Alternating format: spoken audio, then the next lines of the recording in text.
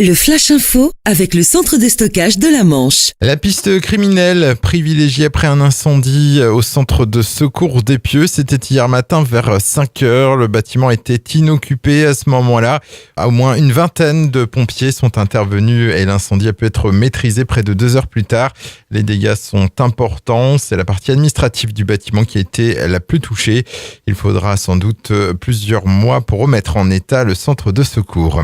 À Orano-la-Hague, l'atelier R1 redémarre avec un mois d'avance. Au total, il aura fallu 4 mois pour changer la roue du dissolveur. Cette roue métallique de 4 mètres de haut pour 4 tonnes est utilisée dans le processus de traitement des combustibles usés. Et juste après leur cisaillage, au début du mois de janvier, elle avait été démontée. La nouvelle a été installée à la mi-février avant que l'ensemble de l'installation soit requalifié.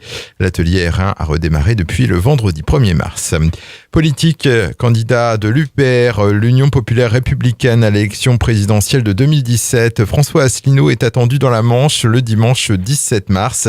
Une venue dans le cadre de la campagne pour les élections européennes. En matinée, François Asselineau sera à la médiathèque d'Agneaux. Il se rendra ensuite à Cherbourg dans l'après-midi où il tiendra une réunion publique à partir de 16h30 à la mairie sur le thème « Les raisons du désastre industriel français ». Un job dating organisé par le groupe Bonne Mère Auto, basé dans la zone artisanale de Saumarez à Tour-la-Ville.